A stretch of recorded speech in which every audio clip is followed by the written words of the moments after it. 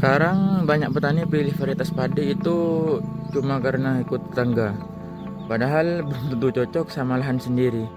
Hari ini saya mau review salah satu varietas padi yaitu Situ Bagendit milik petani lokal sini ya.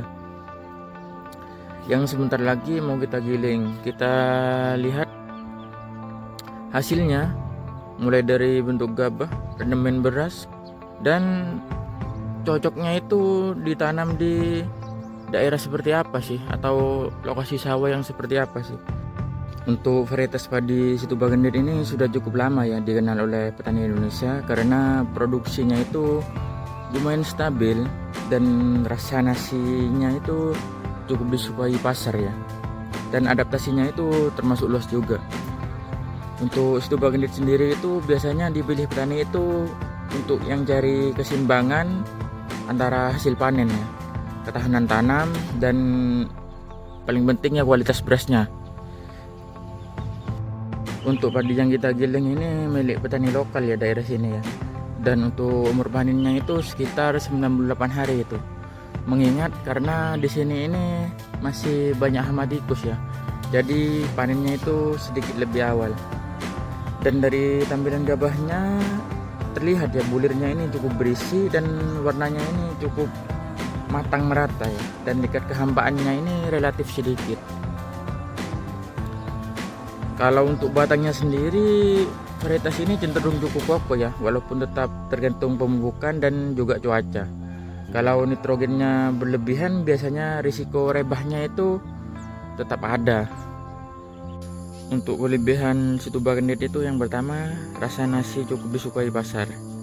Karena terkenal punya tekstur nasi yang pulen sedang, jadi masih bisa masuk ke selera masyarakat ya. Ini penting. Banyak petani itu cuma fokus ke tonase, tapi lupa kalau kualitas makan itu juga menentukan harga jual ya. Untuk yang kedua, produksi relatif bagus dan stabil. Dalam kondisi budidaya yang baik, hasilnya bisa tergolong tinggi dan cukup stabil. Bukan tipe varietas yang cuma bagus di brosur tapi gampang anjlok kalau cuaca berubah sedikit ya. Untuk yang ketiga, adaptasi lahan cukup luas. Varietas ini termasuk fleksibel ya, bisa ditanam di banyak daerah, sawah irigasi maupun tada hujan yang masih cukup air ya. Tapi fleksibel bukan berarti cocok di semua tempat ya, itu kesalahan yang banyak petani lupakan. Untuk yang keempat dan terakhir, gabah cukup diminati penggilingan ya. Karena bentuk berasnya itu cukup bagus dan rendemennya itu lumayan baik ya. Banyak penggilingan suka dengan varietas padi Situ Bagendit ini. Sekarang kita masuk untuk kekurangannya ya. Yang pertama, tidak paling unggul untuk semua kondisi ya. Kesalahan petani itu sering menganggap ada varietas padi itu yang paling hebat untuk semua daerah ya.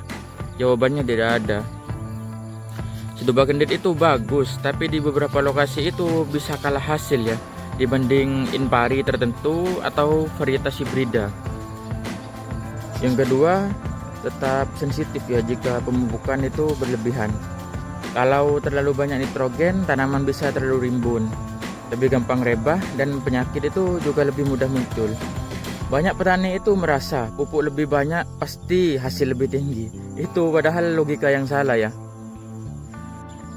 Yang ketiga, di lahan yang ekstrim performanya itu bisa turun ya. Kalau lahan terlalu kering, drainase jelek, atau yang saya sebutkan tadi di awal, serangan hama ya, tanpa pengendalian, itu hasilnya bisa turun cukup jauh ya dari normalnya.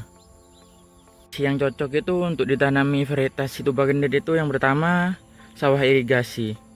Yang kedua, daerah dengan suplai air yang cukup stabil. Ketiga, tanah yang subur dengan drainase baik. Yang keempat, dataran rendah sampai menengah ya. Dan yang terakhir, yang kelima, wilayah yang tidak terlalu ekstrim ya untuk kekeringannya. Untuk lokasi yang kurang cocok ditanami Situ Bagendit itu yang pertama, lahan sangat kering tanpa irigasi yang jelas. Yang kedua, daerah rawan angin besar dan rebah ya. Yang ketiga, tanah terlalu asam tanpa pengolahan. Yang keempat dan terakhir, sawah dengan serangan hama berat tapi pengendaliannya itu lemah ya. Banyak petani itu gagal bukan karena varietas yang jelek, tapi karena memaksa varietas di lingkungan yang salah, itu saja.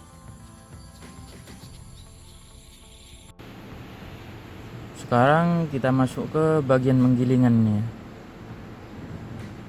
Gabah dari sawahnya itu gabah KS-nya sekitar 10 karung ya.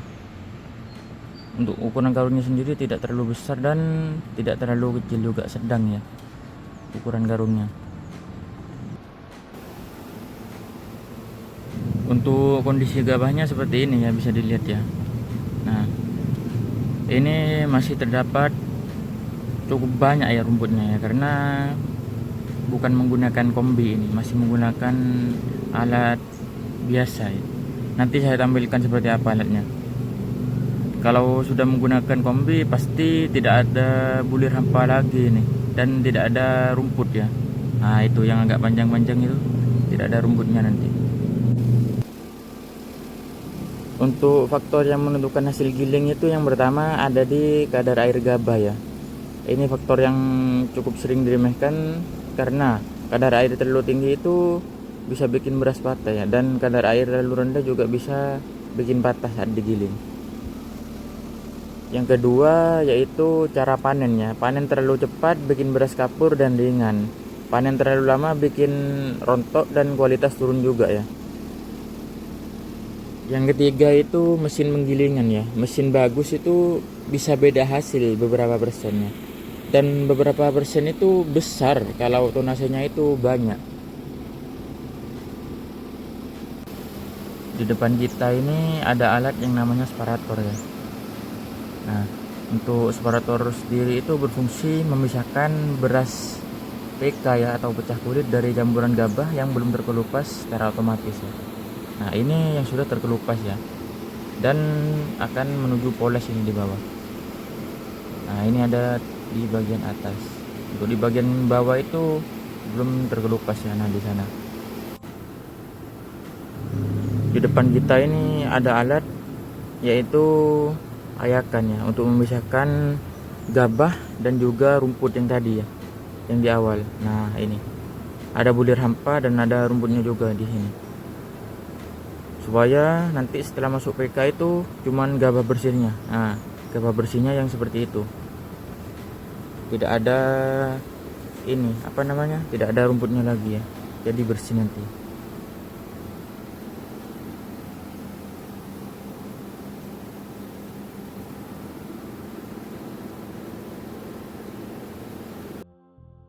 Nah, ini sudah kita proses giling ya, menjadi 1 ton 2 kintal 9 kilo. Kalau kita pakai rumus standar itu angka rendemennya ketemu di 52,22% ya. Cukup menarik, tapi masih kita bisa maksimalkan lagi ya. Mengingat panennya ini lebih awal ya dari biasanya ya, karena banyak hama tikus di sini. Dan untuk beberapa faktor yang mempengaruhi hasil gilingan itu, yang pertama sudah pasti ya, dan sudah kita sebutkan juga di awal, yaitu kualitas gabah. Yang kedua perawatan, dan yang ketiga tidak kalah penting mesin penggilingannya ya. Kalau mesin penggilingannya sudah modern, kemungkinan besar itu hasilnya juga bagus dan lebih maksimal juga ya, ketimbang alat yang kurang modern.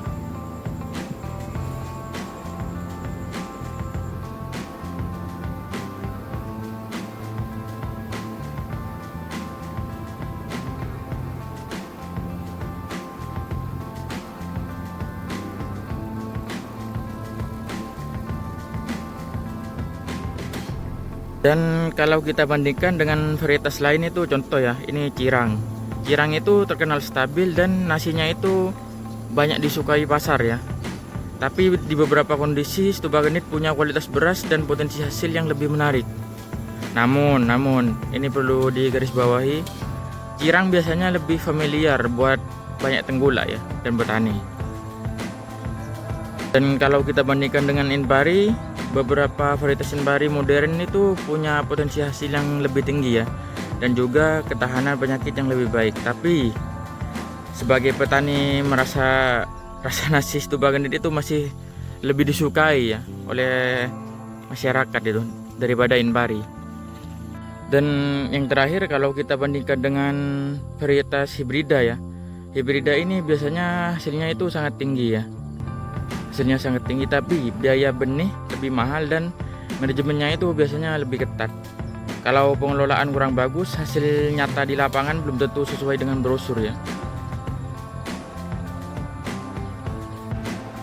Jadi angka 52,22% ini adalah bukti nyata ya, kalau dengan pemilihan varietas yang tepat seperti Situboga Gendit dan penanganan pasca panen yang benar, kita bisa dapat hasil yang cukup memuaskan ya. Ingat, rendemen yang tinggi itu bukan cuma soal varietas, tapi soal bagaimana kita menjaga kualitas gabah dari sawah sampai ke penggilingan. Gimana menurut teman-teman, apakah di daerah kalian rendemen Situboga Gendit ini bisa lebih tinggi daripada ini? Atau justru punya kendala lain? Tulis di kolom komentar. Sampai ketemu di video selanjutnya.